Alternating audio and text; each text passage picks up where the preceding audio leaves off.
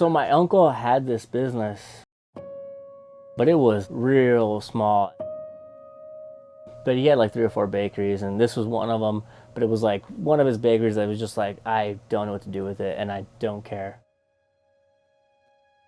So he was like happy to give it to my dad.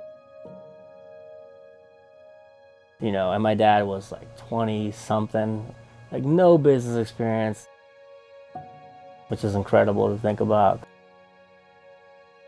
He was, in this country for 5 years or 6 years, and like I think he just like figured it out. It's like, all right, we're just working, and like we're gonna make it work.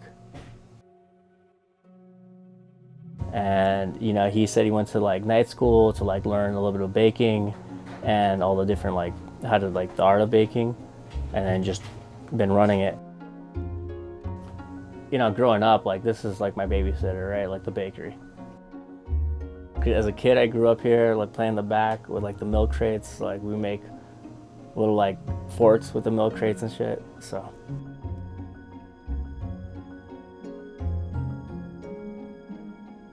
the name Las Americas. My dad came up with that name. He wanted it to be like emblematic of not just like the United States as the Americas, but like the whole of Latin America.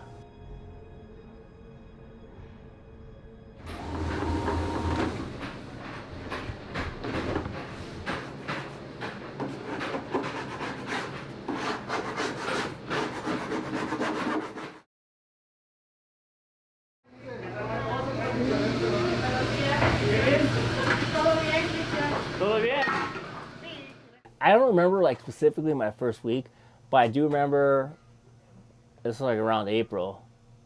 We were replacing our old oven with a new oven. So like we tore it out, and the new oven hadn't arrived yet. So we had this like half of an oven. So we had to bake everything overnight to produce it in the morning. 6, 7 rolls around, and mom comes up and is like, hey, I gotta talk to you. And I'm like, what? It's like, hey, your grandmother got COVID, and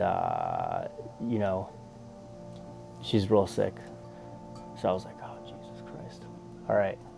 So let me know like how it goes. Like she was in Guatemala, and she's like, I'm flying to Guatemala today, like to be there for your dad, And so I'm like, okay, like I understand. Like it doesn't mean like just my grandmother's sick, but also like she's like, I'm not gonna be in the picture. Like you're in charge now, today, right now. And then I go to bed, wake up, get a phone call like, hey, sorry, like your grandmother passed away, and they're burying her like at 2 in the afternoon today. Because that's how it works in Guatemala. Because it's just trying to control the caseload, right? Because it's just so bad there.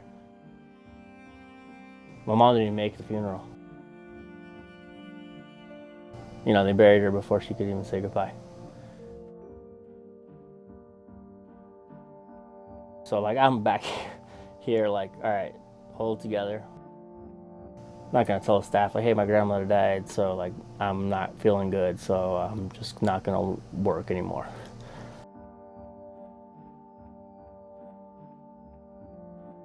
And then like I show up at like 7 or 8 to do like some of the pastry work, and they're like, hey, by the way, one of the bakers like is sick or didn't show up today. He just didn't show up. I was like, what? Okay, so I'm jumping on the bench, go to the bench, talk to Julio, and he's like, hey, something's wrong with the oven. Like, what do you mean? He's like, yeah, dude, it's not running. And so like that was the day. It's like grandmother, all-nighter, oven breaks. Next day the boiler breaks. And 2 days later we have a grease fire. Health department shows up like 3 days later. Like all this shit. I was like, dude, what the fuck is this? What am I doing here? I was like, all right, this is like a shit sandwich that just like I'm gonna take a big bite out of. And I was like, all right, I don't want this to ever happen again. Like we have to have a maintenance schedule, a plan for everything. Like what's the plan and how do I train my staff to do this? So like I developed a training schedule and a maintenance schedule for a lot of like the equipment. right? And then we have technicians coming in quarterly to like do major overhauls on things, but like routine maintenance, like I'm on top of it. So that's, I think, helped, right? I'll probably be blindsided like about a dozen more times, but you know, at least I'll be ready for it.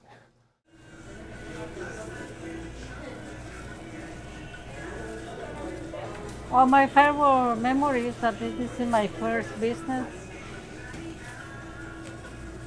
We start with my husband, and then he give us money to raise our family and our empleados become a family to us.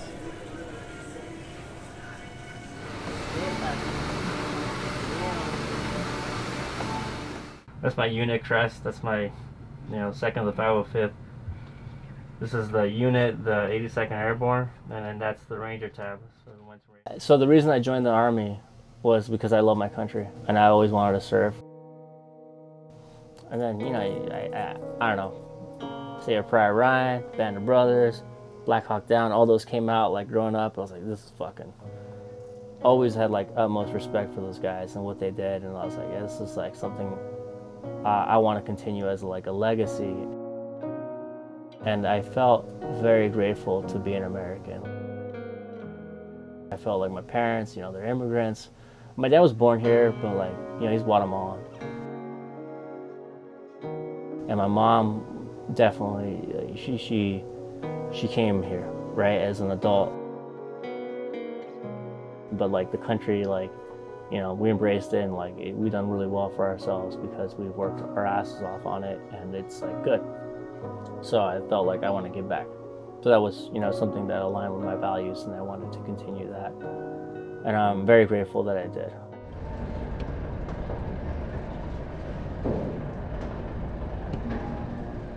There is like that feeling of being a small cog in a big machine. Here, like, you have more control of your destiny. Empowered in a certain way. Like, what I like is like I can make decisions and like I see them right there. Good or bad, like the impact's right there. A big thing of like what I want to do is like not be a keystone or a gatekeeper on any of the business functioning. I want to empower my people to make decisions, to have initiative, have SOPs, everything that they need to know, unless it's like, in case of emergency, break glass, call Christian. I want to compensate them and get my employees not only trained more, but paid more, right? Like to boost sales, to boost the business, get them a little more responsibility, but also cut them in on like some of the profit sharing. So there's an incentive to like control costs, to take care of equipment, to do maintenance, to see something and say something and do something. Because like that's your money that you're blowing away, right?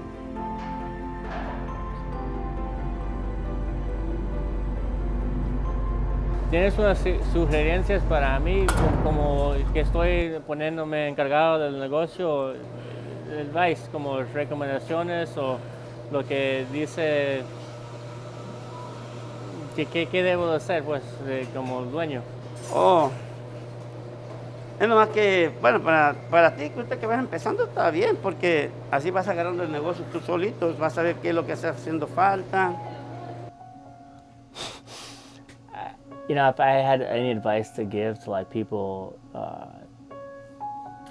taking an entrepreneurial step, it's very gratifying. It's a ton of work. Like you are gonna put in way more work than 9 to 5. In my case, like the business is established and everything is sort of operational. And if I just patched things up and kept it going the way it is, like I'd be fine. That's not my ambition. I want to grow and I want to like make it better, and I'm constantly pushing towards that. So maybe that's just like my own personality. But you're gonna put the time in, and you're gonna constantly be learning. Have like good mentors. If you're starting out completely from scratch, maybe work in the industry or have someone you could mentor off, draft off of, learn off of, and then branch out. It may take a longer glide path than just jumping into it, but the risk, the significance of the risk is much less.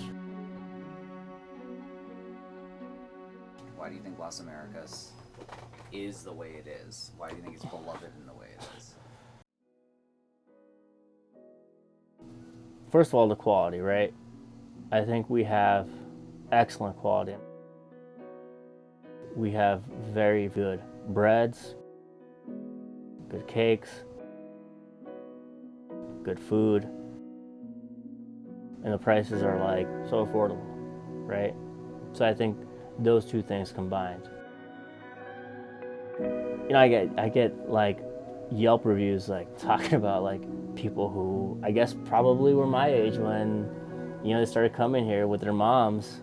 You know, their moms might have been housekeepers and you know, like they bring their little boy, and I see kids come in and, you know, they're like, yeah, I've been coming here as like a kid, like 20 years and still here and like still real good. And like, I love it. We have a loyal customer base because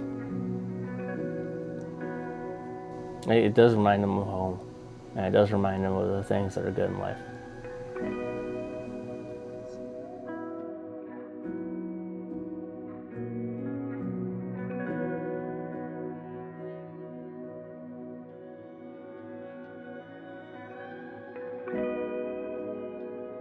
I'm Christian Grosjean, and I'm the future of Las Americas.